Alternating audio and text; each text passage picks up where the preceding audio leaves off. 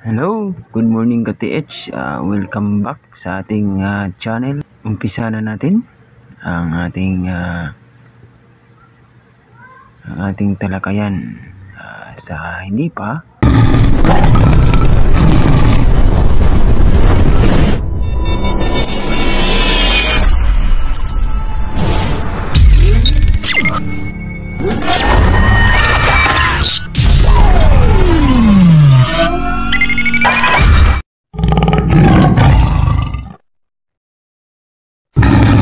okay, dito na tayo. Ito yung pinadala mong picture ka-TH mula ito kay Chris Paul Luyaw. Ito yung sinasabi niyang merong marker sa isang bato. Ito ba yung location mo, sir? Ay meron ba itong history ng Japanese Imperial Detachment o Imperial Army na nakadestino dyan sa inyong lugar? At kung meron man, ay ito talaga ay isang legit. Kasi ito yung kanyang picture ka-TH. Tingnan nyo. Ayan, ay isa talaga yung man-made na inukit talaga. Kaya simulan na natin ang ating analisa. Ito ka-TH, itong pag-analyze ko ay ito lamang ay isang based on my experience. Ito lamang ay isang aking kaisipan o ito ay isang aking pag-aanalisa o pagdidikod sa iyong marker.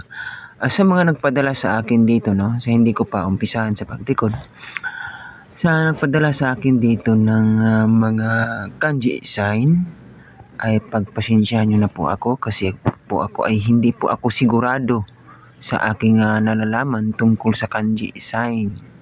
Kaya dito lang muna tayo sa mga markers na ito, tulad ganito ng mga markers. Kaya simula na tayo. Iyan ka-TH, yung marker na yan, ayan ay ganito ang itsura niyan. Ganyan ang itsura. Teka muna. Ganyan ang itsura niyan ka-TH. Tapos meron siyang paganon. Tapos meron siyang tagos. Diba? Meron siyang tagos. At dito ay meron siyang marker. Ayan. Napakalinaw at napaka detalyado na markers na ito ka-TH, no? Kaya ito ay sa aking pag-analisa, ito ay may tinuturo siya dito.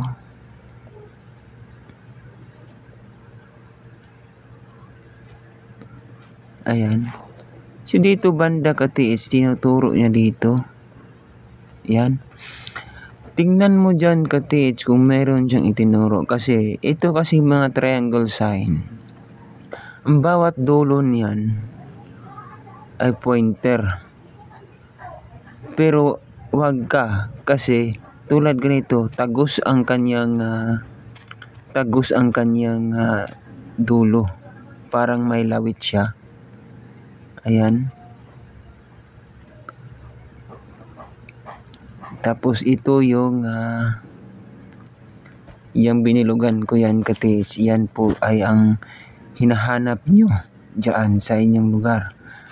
Kaya dito, tingnan mo dito ka-TH kung meron siyang waterfalls or bagay na itinuro niya dyan. At dyan kayo maghukay. No? Dyan kayo maghukay. Sa palagay ko dito, kung malapit ito sa sapa or mga falls or mga maliliit na sapa, yan po ay tinuturo niya dyan. At doon po meron kayong makikita na sign. Kaya mula sa sign na yun, harap kayo sa hanapin nyo yung north, east, south, and west. Hanapin nyo yon, gamitan nyo ng kumpas at sukatin nyo kung gaano sila kalayo. Ayan, equivalent nyo. Magdala din kayo ng measure tip or steel tip para malaman nyo kung gaano kalayo.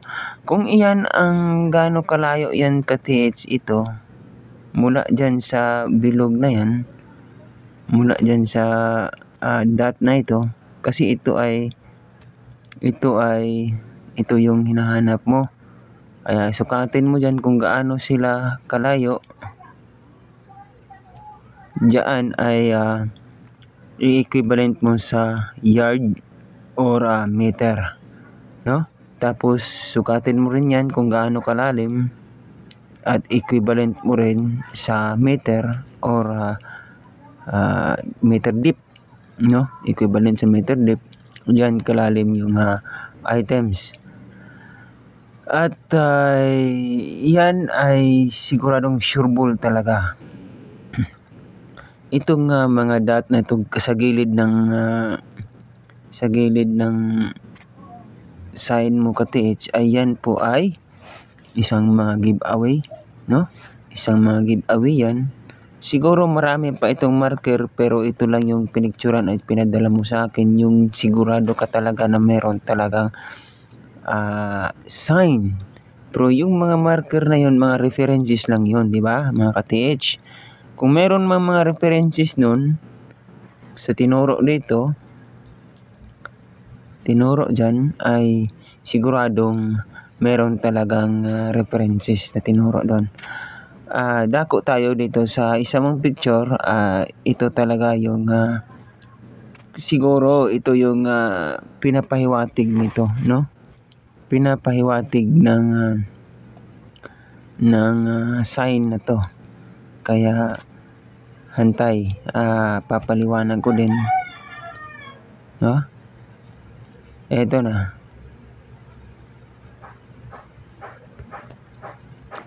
Itong marker na to ka-TH ay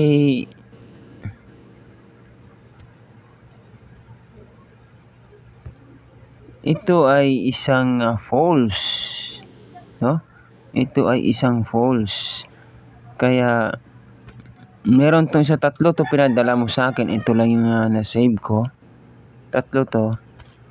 Ito ay nakaharap.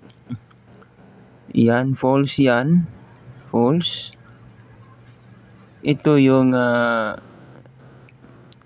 natalunan ng tubig. Ito yung sapa. Kung meron dyan sa inyo ka-TH, kung meron dyan, ay sigurado na talaga na meron laman yung false na yan. Kung sa dati, nung unang panahon na time ng mga Japanese, ayan po ay isa talagang false. Kaso lang ay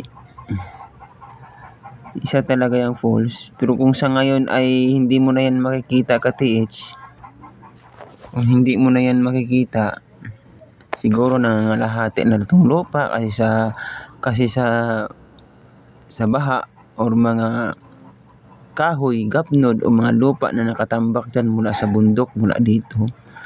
Siguro mga nandito na yung lupa. Magtatanong kung meron namang mga matatanda dyan, tanungin mo kung nasaan yung waterfalls. Yung falls na yan, tanungin mo kung saan. At saka dito, mula dito sa talagang matalunan ng tubig, no, dito, ay makikita mo itong dot sa kilid. Kung yan ay dot, ay siguradong swak doon sa ating unang picture na pinakita mo. Swak siya dito, ka-TH. Swak siya dito, no? Pasok siya dyan. Yung dot na yun doon sa may falls. Doon sa may falls. Dito, swak siya talaga dito. Pasensya na nahihirapan ako sa maglagay ng ating color pen kasi cellphone lang itong ginagamit ko. Kaya dito, swak talaga yan. Kung gaano ka sukatin mo doon sa marker at saka dito ang diyan sa may tubig na yan, hanggang sa may tubig, lagyan mo yan ng tubig katits na pantay siya dito sa ibaba. Lagyan mo yan ng tubig. Paglagay mo ng tubig dyan ka-TH, sukatin mo mula tubig hanggang dito. Kung magka-coincide sila doon sa markers sa dot, sa gilid ng ganito yun eh. Diba? Ganito yun. Tapos, tagos siya dyan. Yan. Dito siya, diba? Kung yan ang sukat nito, ay magka-coincide sila dito. Kung magka-coincide sila, ay sigurado talaga yan na. Nasa gilid lang ng false yung hinahanap mong item ka-TH. Kaya good luck and Merry Christmas and advance Happy New Year.